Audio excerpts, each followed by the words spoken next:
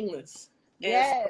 And just to piggyback off what you had asked Melvin about, when we figured out this whole business situation during the pandemic, we were both home and idle and sitting on the couch, and the restaurants that we were wholesaling were closed.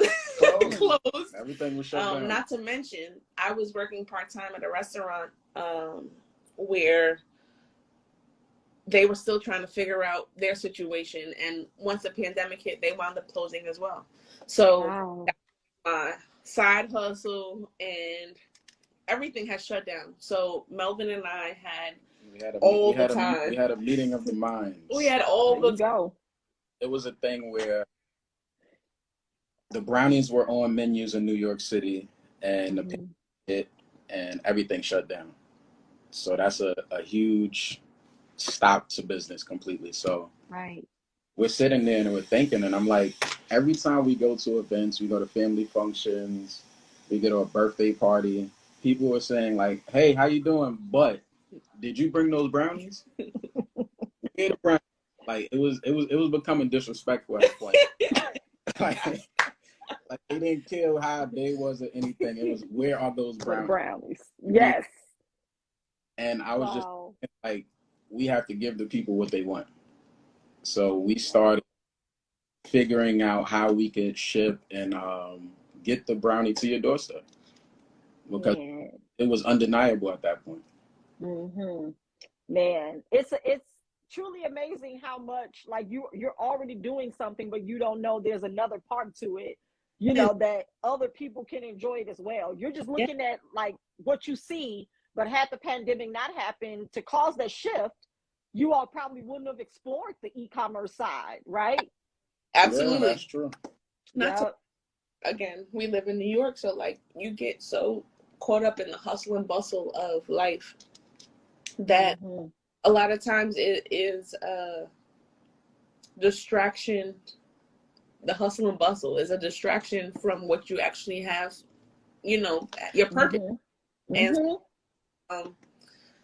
I believe God has set up, and I know that there was so much loss and heartache throughout the pandemic, but I believe solely that I literally took to my best friend and I was like, did he do this for us? Like, you know, did he stop growing me? You know what I mean? Because it was so purposeful. You know what I mean? It was just so purposeful. And so I literally, I don't take those months for granted at all. I know that it was totally a time where we were able to build and, you know, get the system in place. And we ready. Yes. Y'all wasn't paused for nothing. Y'all was paused for a purpose. Amen. Like, that was paused for a purpose. Okay. Yes. Amen. I received that too. It was such a standstill. He was working 2 jobs. I was just like so overwhelmed with work. We have a 5-year-old, and she demands a lot of our attention. And so it was just like, you know, it was always this. It was always this. Yes. Finally, the world stopped and just slowed down a second, and I just was like, oh my God, like, thank you, just for a second. You know what I mean? Yes. Man, that is beautiful. That is. So what does it look like on a day-to-day?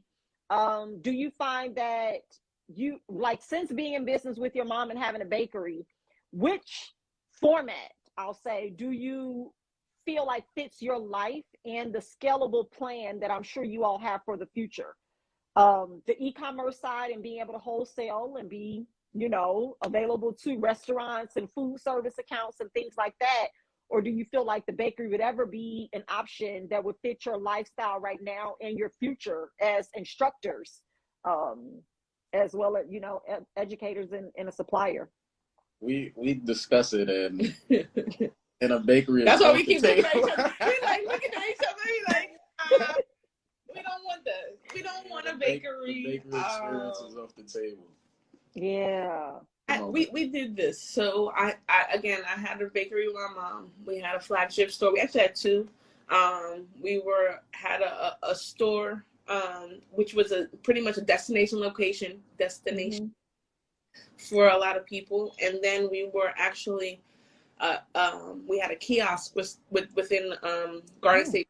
I'm not sure if you're familiar with, but it's a huge mall in North Jersey area. And nice.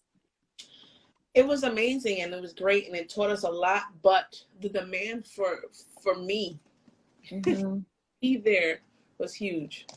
And so, I was appreciative of not having the overhead, not having the demand, you know, like we were getting on our house because we didn't put our garbage back in time because you know what I mean? So like basic stuff like this, you know what I mean? So, and again, having a child, I'm very grateful for the fact that we have the flexibility to be available to her. So like she is the star of the show on a regular basis. And I couldn't see myself being in a bakery 24/7 and not being able to be home with my family. You know what I mean? So yeah, I think the way we have structured it now,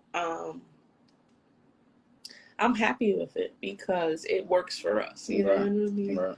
Wow. Yeah, we have a good system in place right now, so it can be taken on the road.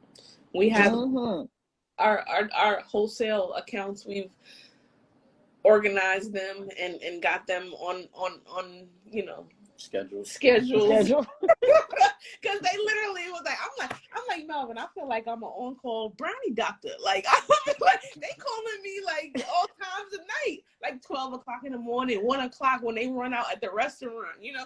And I'm like, no, this is not, because this is not what I'm capable of right now, you know. Right. There will be a point in the future where we are able to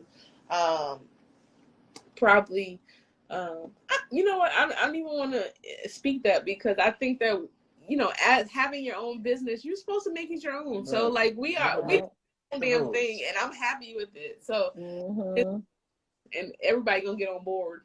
That's literally how it goes. And it's funny that you say that, because I think it's sometimes people go from corporate America to entrepreneurship, and then they feel as if though they still have to have that corporate America mindset. Right. Like, no, it's different. You set the tone. Right. Exactly. Yeah.